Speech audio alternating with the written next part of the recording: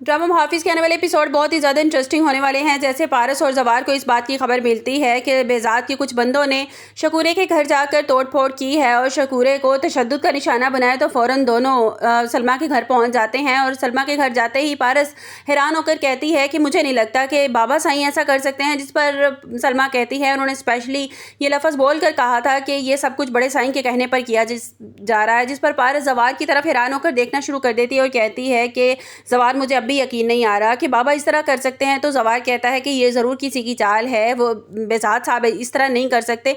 और वो शकूरे को हौसला देता है जवार कि आप हौसला रखेंगे, आपके एक एक ज़ख्म का मैं हिसाब लूँगा और मैं ये जान कर रहूँगा ये सब कुछ किसने करवाया है। पारस गुस्से की हालत में अपने घर जाती है और बेजाद साहब से कहती है कि उन्होंने आपकी बेटी की जान बचाई, उन्होंने इतनी मदद की आपकी बेटी की, तो आपने उनको ये सिला दिया, आपने इतना तोड़ फोड़ की और जाकर शकूरे को आपने इतना तशद्दुद का निशाना बनाया, इतनी मारपीट की आपने।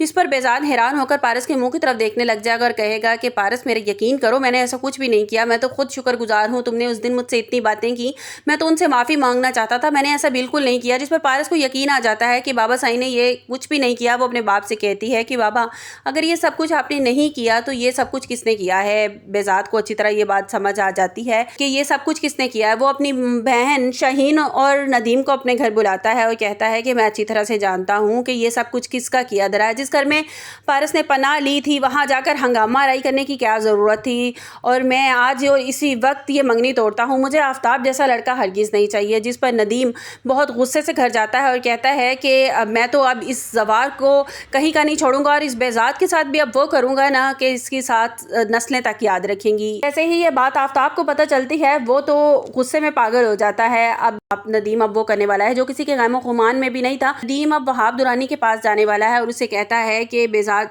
पारस जो किडनैप हुई थी ना, ये सिर्फ तुम्हें चकमा देने के लिए था, ये सब कुछ बेजाद की मिली भगत थी। और वो मीडिया में भी ये बात फैला देता है कि ये सब कुछ बेजाद ने किया था। जिस पर वो घर आकर अब शाहीन को इस बात का कहता भी है तो शाहीन कहती है कि तुमने ये बात क्यों फैलाई, तुमने भाईजान पर इल्ज़ाम क्यों लगा दिया। जिस पर वो मुस्कुरा कर कहता है कि अब तुम देखते जाना, इनको मैं आपस में ऐसा लड़वाऊंगा और खामोशी से तमाशा देखूंगा। वहाब दुरानी ने तो अब ये फैला दिया कि वो मुल्क से बाहर जा रहा है जबकि वो पाकिस्तान में ही है, और वो बड़ी चालाकी से ये गेम खेलेगा कि दोबारा वो पारस को किडनैप करने की कोशिश करेगा और उससे निकाह करने की कोशिश करेगा। और अब वहाब जो है वो अब बेजाद का और ज़्यादा दुश्मन बन जाएगा कि इसने मुझसे ये इतना बड़ा खेल खेला, अभी भी माफ़ नहीं करूँगा। अब देखना यह है कि आने वाले एपिसोड में क्या होता है कि क्या जब बेजाद को इस बात की खबर मिलेगी कि मीडिया पर यह बात किसने फैला दी है कि मैं खुद अपनी बेटी को किडनैप क्यों करूँगा, उसे तरह तरह के कॉल्स आना शुरू हो जाएंगे, मैसेज आना शुरू हो जाएंगे कि तुमने अपनी बेटी के लिए ये सब कुछ क्यों किया। तो वो बहुत ज़्यादा परेशान हो जाएगा और वो सिकंदर से कहेगा कि पता लगवाओ आखिर ये बात फैलाई किसने है कि मैंने अपनी बेटी को किडनैप करवाया था। एपिसोड में कि वहाँ नदीम और आफ्ताब जो हैं वो बहुत ज़्यादा दुश्मन बन चुके हैं, जवार के और बेजाद के भी, क्योंकि बेजाद ने सामने खड़े होकर थप्पड़ पड़वाया था जवार से आफ्ताब को और आगे से कुछ बोला नहीं था। जिसपे नदीम को भी बहुत ज़्यादा गुस्सा है और आफ्ताब को भी इस बात का बहुत गुस्सा है कि मेरी उस घर में तो एक बॉडीगार्ड की भी जैसी भी हैसियत नहीं है। मामू जान ने उसे दो लफ्ज़ नहीं कहे उस वक़्त, बेजाद ने किस तरह मेरे गाल पर एक ज़ोरदार थप्पड़ रसीद कर दिया था। आने वाले एपिसोड में देखते हैं कि क्या होता है, कि क्या वीडियो कैसी लगी। कमेंट्स बॉक्स में अपनी कीमती राय का इज़हार ज़रूर कीजिएगा। मिलते हैं एक नई वीडियो के साथ, अपना बहुत सा ख्याल रखिएगा। अल्लाह हाफिज़।